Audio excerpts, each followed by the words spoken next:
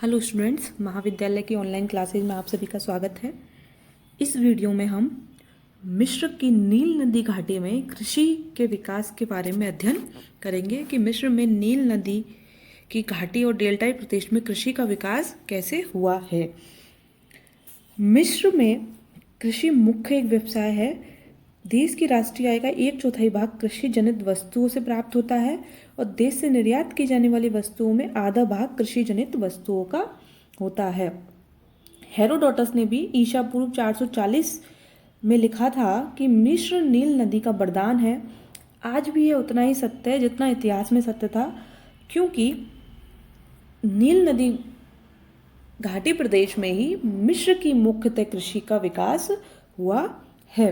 सिंचाई व्यवस्थाओं को विकसित करने के साथ साथ देश में नई घाटी योजना द्वारा भूमिगत जल का उपयोग भी प्रारंभ किया गया है। ढाकला और खारगा मरुद्यानों में इस प्रकार की योजनाओं के अंतर्गत पाताल तोड़ कुओं से लगभग 30 लाख एकड़ भूमि पर सिंचाई कर कृषि योग्य भूमि को तैयार किया गया है। जैसा कि हम पहले भी देख चुके हैं कि नील नदी लेक विक्टोरिया से निकलती है, वाइट नील, और ब्लू नील लेक टाना से निकलती है। ये दोनों खार्टूम नामक नगर पर आकर मिल जाती हैं और आगे भूमध्य सागर में गिर जाती है। वहाँ पे जाकर अपना पंजाकार डेल्टा बनाती है। आसमान बांध यही नील नदी पर अवस्थित है। आगे देखें कि नील नदी घाटी में कृषि की क्या क्या विशेषताएं हैं। तो अपन देखते हैं कि विशेषताओं में कि अधिकांश कृषि क्षेत्र यहाँ पर छोटे हैं। 57.1% 5 फैदान अथवा 4 एकड़ से भी छोटे हैं। 63.6% खेत 10 फैदान अथवा 9 एकड़ से भी छोटे हैं। मिस्र में औसत किसान फलाहीन है, मतलब गरीब हैं। मिस्र में सामूहिक कृषि और सहकारी कृषि को बढ़ावा दिया जा रहा है। खेती यहाँ पर अभी भी प्राचीन यंत्रों से होती है, क्योंकि आधुनिक यंत्रों का उपयोग यहाँ पर किया जाना संभव नहीं है। खेत बहुत छोटे छोटे हैं, इसलिए अधिकांश मिस्र में कृषि का क्षेत्र नील डेल्टा, नील घाटी और पश्चिमी मरुद्यानों में ही स्थित है। यहाँ पर त्रिवर्षीय फसल चक्र को अपनाया जाता है। प्रति एकड़ उपज अन्य देशों की तुलना में मिस्र में काफी कम है। कृषि का मुख्य आधार नील नदी का जल है। वर्ष भर सिंचाई की सुविधा के कारण गर्मी में उत्पन्न होने वाली खाद्य फसलों का महत्व बढ़ गया है, क्योंकि इन फसलों से अधिक नगद मूल्य प्राप्त होता है। मिस्र के ऊपरी व निचले भागों की मुख्य फसलें निम्न हैं। निचली मिस्र में तो मक्का और चावल उत्पन्न किए जाते हैं और ऊपरी मिस्र में गेहूं, जौ, बाजरा पैदा किया जाता है।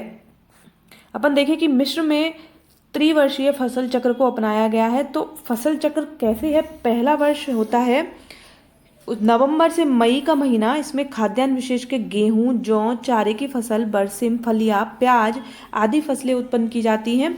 दूसरा हो गया जून से जुलाई में खेतों को खाली छोड़ देते हैं। जुलाई से नवंबर में मक्का की फसल बोई जाती है और दिसंबर से जनवरी में परती भूमि या बरसिम बोई जाती है। दूसरा वर्ष है फरवरी से नवंबर। इसमें कपास, गन्ना, चावल उत्पन्न किया जाता है। और तीसरा वर्ष है उसी क्रम में फसल उत्पन्न की जाती है। इस प्रकार नील घाटी में फसल चक्र में 2 वर्ष की अवधि में खेत केवल 4 महीने के लिए ही खाली छोड़े जाते हैं। एक तो हो गया जून से जुलाई और एक हो गया अपना दिसंबर जनवरी। उसके बाद देखते हैं कि फसल ऋतुएं कौन कौन सी हैं। यहाँ पर 3 फसल ऋतुएं हैं: ग्रीष्मकाल, पतझड़ से बसंत और बाढ़ के समय। ग्रीष्मकाल आता है अपना फरवरी से अक्टूबर। इस अवधि में गन्ना, चावल, कपास, मरुद्यानों में खजूर, भूमध्य सागर तट पर फल, अंगूर, जैतून, अंजीर उगाए जाते हैं। इस ऋतु की कृषि को सैफी कहा जाता है। ग्रीष्मकाल की जो खेती होती है, कृषि होती है, उसे मिस्र में कहते हैं सैफी। पतझड़ से बसंत तक होता है नवंबर से जून। इसमें बाढ़ का जल उतरने पर शीतकालीन फसलें गेहूं, जौ, बरसिम, सब्जियां, दालें, पटसन आदि बोई जाती हैं। इस प्रकार की कृषि को नीली कहा जाता है। बाढ़ के समय जुलाई से अक्टूबर का समय होता है, जब बाढ़ आती है नील नदी में। ऊपरी मिस्र के बाढ़ग्रस्त क्षेत्रों के ऊपर मक्का, ज्वार, बाजरा, चावल आदि सब्जियों का उत्पादन किया जाता है। मुख्य फसलें कौन कौन सी है कृषि में? मिस्र में व्यावसायिक फसलें हैं। इन फसलों में है कपास, गन्ना, जैतून, मूंगफली, बरसिम, पटसन आदि फसलें बोई जाती हैं। फलोत्पादन, मिस्र में फलोत्पादन का उत्पादन भूमध्य सागरीय क्षेत्र, डेल्टाई भाग में तथा शेष पश्चिमी व पूर्वी मरुस्थलीय भागों में किया जाता है।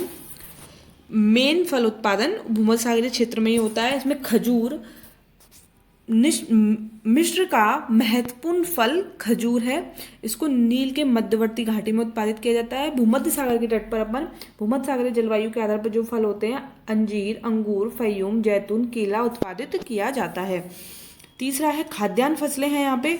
इनमें गेहूं, मक्का, चावल, ज्वार, बाजरा का मुख्य रूप से उत्पादन होता है। कभी कभी खाद्यान्नों का आयात भी करना पड़ता है क्योंकि खाद्यान्नों की यहाँ पर पूर्ति नहीं हो पाती है, इसलिए यहाँ पर खाद्यान्नों की पूर्ति, जनसंख्या वृद्धि अधिक हो गई है और जनसंख्या वृद्धि के लिए खाद्यान्नों की पूर्ति करने के लिए खाद्यान्नों को यहाँ पर आयात करना पड़ता है।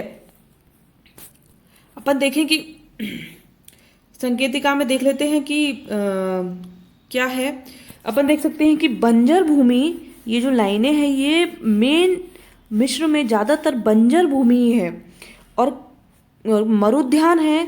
ये बंजर भूमि में गोल गोल जो चिन्ह है ये मरुद्यान है। इसमें मरुद्यान सीवा, मरुद्यान बहेरिया, अल बहात, ये मरुद्यान है सारे। गोमक्कड़ पशुचारण जो है वो इस जगह पर है, ये डॉटेड जो एरिया है। सिंचित भूमि अपन देख सकते हैं कि सिंचित भूमि नील नदी के आसपास के क्षेत्र में ही है, डेल्टाई प्रदेश में और घाटी प्रदेश में। इसके बाद देखें कि यहाँ पर फसलें कहाँ कहाँ पर हैं, तो फसलें नील नदी घाटी के क्षेत्र में ही हैं और यहाँ के डेल्टाई प्रदेश में भी फसलें उत्पादित की जा रही हैं, जिनमें गन्ना, गेहूँ, मक्का, कपास, चावल महत्वपूर्ण है। धन्यवाद।